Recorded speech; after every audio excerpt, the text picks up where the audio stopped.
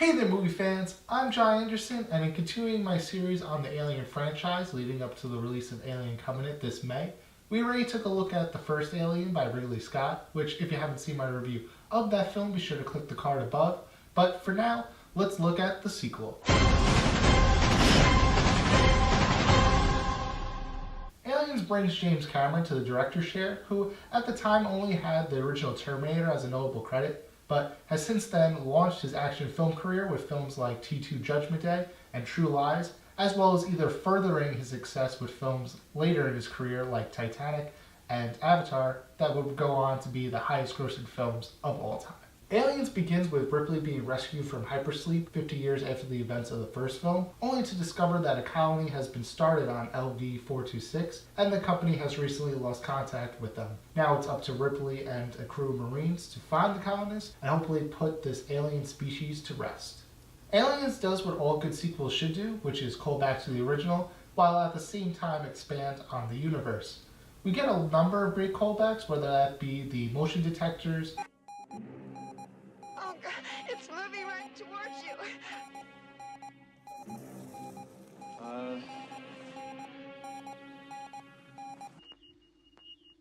6. Can't be, that's inside the room. It's reading right, man, look. Well, you're not reading it right. 5 meters. the facehuggers, or Mother's self-destruct system. Danger. The emergency destruct system is now activated. The ship will detonate in T-minus 10 minutes. Attention, emergency.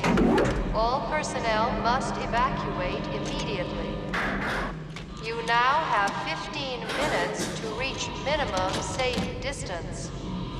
The film expands upon Ripley's character, showing a more motherly side to her character, as well as teasing a subtle potential love interest, as well as coining the term xenomorph to the previously unnamed alien species. The film has a lot of new characters like Newt, the lone survivor of the colony, who is a fairly strong female protagonist as she demonstrates her wits throughout the film. Bishop is an android that creates an interesting dynamic between himself and Ripley, considering her last encounter with Ash in the previous film.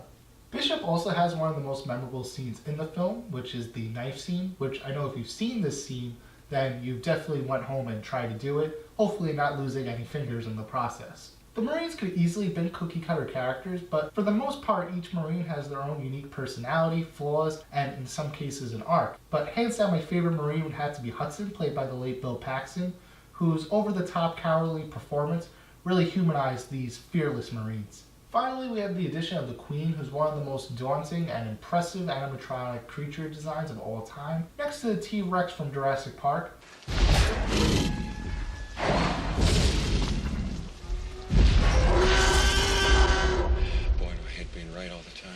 That still looks great 30 years later and led to one of the greatest one-liners in movie history.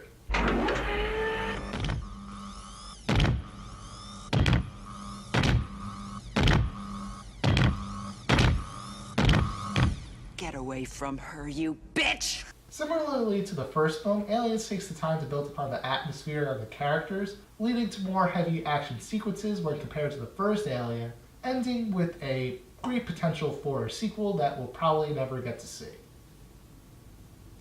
That one doesn't count.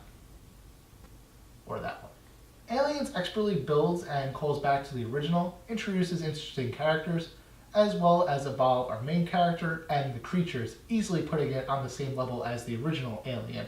As for which one I prefer, I'd say Aliens, but I think at the end of the day, it comes down to your personal preference, like what do you prefer, horror or action? That's why for me, Aliens is a really, really good movie. So those are my thoughts on Aliens. Do you agree, disagree? Let me know down in the description below. And be sure to join me later this month when we look at one of my favorite guilty pleasures, Alien vs. Predator. Also be sure to click here, check out my latest review on Get Out, and click here to see my other series reviews on Memento and Spider-Man 2. Also be sure to subscribe if you haven't already, and check out my social media links down in the description below. Until next time, don't forget to watch the movies.